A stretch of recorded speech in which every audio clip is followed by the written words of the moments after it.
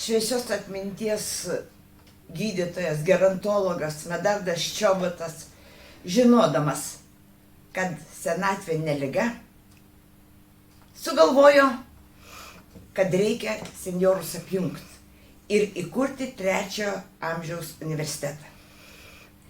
Prieš 30 metų, įgyvendiname savo idėją, sukvietęs aukštųjų mokyklų rektorius, įkūrė 3 amžiaus universitetą. Tai yra institucija teikianti suaugusiems neformalų švietimą. Šiandien šitas teiginys mūsų netenkina. Šiandien 3 amžiaus universitetas tai nėra institucija, tai yra pilietinių asmenų, pilietinių žmonių judėjimas.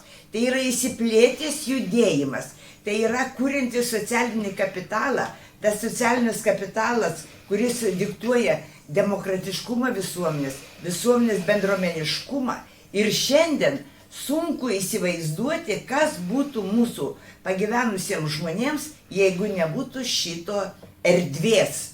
Aš kalbu drąsiai, tai ne institucija, tai erdvė, kurioje kiekvienas gali atrasti save. Mes visi senstam, nuo jos mes nepabėgam, bet galima senti kokybiškai, išbūti ilgai brandiems, amžėjantiems. Šiandien mūsų žmonės nemėgsta žodžio pensininkai, nemėgsta žodžio senti, amžėjam. Mandrai amžėjam. Ką reiškia? Brestam. Bresta mūsų patirtis, mes patys brestam, bet kaip brestam? Kokybiškai brestam. Ir ta erdvė, kurioje mes brestam, yra labai dėkinga. Kiekvienas suranda save. Kada žmogus pradeda senti, kada jis yra nereikalingas.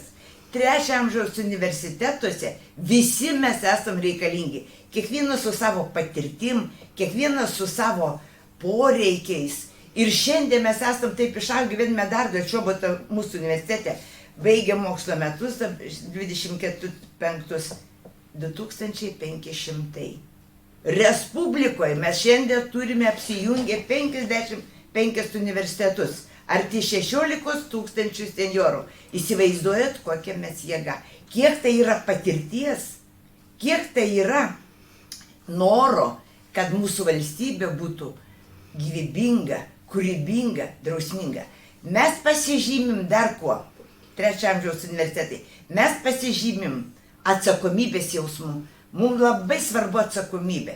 Mums labai svarbu pozityvumas. Mums labai svarbu kūrybiškumas, organizuotumas, todėl neatsitiktinai mes pagal poreikius esam susiskirstę į 12 fakultetų, 5 meno kolektyvai, šokių studija, choras, vokalinis ansamblis, o sportas, universiadas su didžiuliam pajėgumai organizuojama respublikinės universiados, organizuojami respublikiniai festivaliai.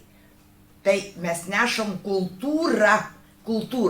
Ir noriu pasakyti, kad mūsų tas 3 amžiaus universitete kiekvienas žmogus yra pastebėtas ir priimtas toks, koks jis yra. Kiekvienas yra išklausytas ir išgirstas, ir kiekvienas mylimas ir reikalingas. Būkime visi 3 amžiaus universitetai, išeikim iš tų užpečių ir junkimės į bendruomenės, kuriuose gera ir smagu gyventi.